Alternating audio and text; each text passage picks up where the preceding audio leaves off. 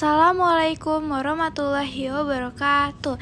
Kami dari kelompok 3 biologi dari kelas 107 akan menampilkan video animasi pendek kami yang berjudul Ayo Bersama Mencegah Penularan Virus Corona.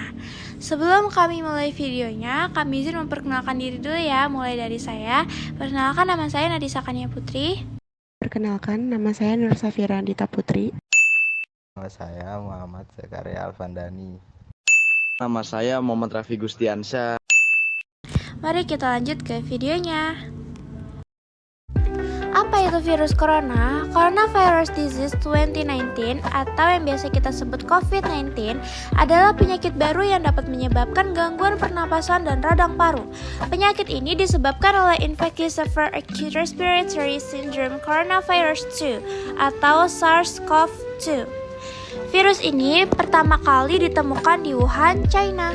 Penyebab dan cara penularan virus corona. Yang pertama, melalui percikan air liur pada saat batuk atau bersin.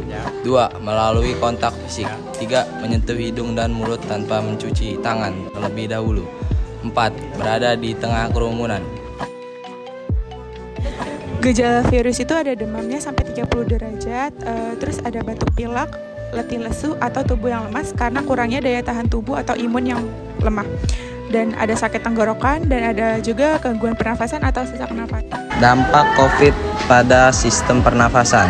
Dampak COVID-19 menyebabkan komplikasi penyakit paru-paru seperti pneumonia. Pneumonia adalah kondisi ketika paru-paru dipenuhi dengan cairan dan meradang yang mengakibatkan kesulitan bernapas. Gangguan pernapasan ini bisa menjadi cukup parah pada beberapa orang. Dampak COVID pada perekonomian. Pandemi COVID-19 memiliki dampak yang sangat signifikan terhadap perekonomian Indonesia, mulai dari perubahan rantai pasok dunia hingga penurunan investasi asing ke Indonesia.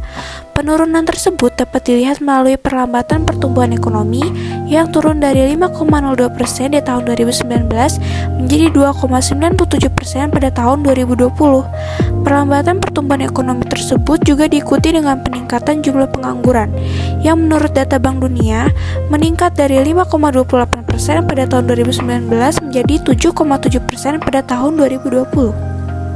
Dampak COVID di lingkungan sosial. Pandemi COVID-19 memaksa pembatasan aktivitas sosial antara individu satu dengan yang lain, sehingga memunculkan kebiasaan yang berbeda dari kehidupan sebelumnya.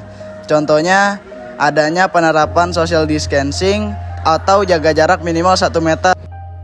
Cara pencegahan virus, yang pertama kita harus mencuci tangan karena kita sering memegang hidung atau mulut tanpa kita sadari. Nah, yang kedua, kita harus memakai masker untuk pencegahan virus menyebar luas. Yang ketiga, kita harus tutup mulut ketika batuk dan bersin. Menghindari keramaian karena kita tidak tahu di keramaian itu ada yang terkena COVID atau tidak. Dan social distancing, kita harus menjaga jarak dengan orang sekitar minimal 1 meter. Proses pengobatan virus corona. Jika sudah ada satu gejala atau lebih yang muncul, maka orang tersebut wajib tes PCR, antigen, atau rapid test.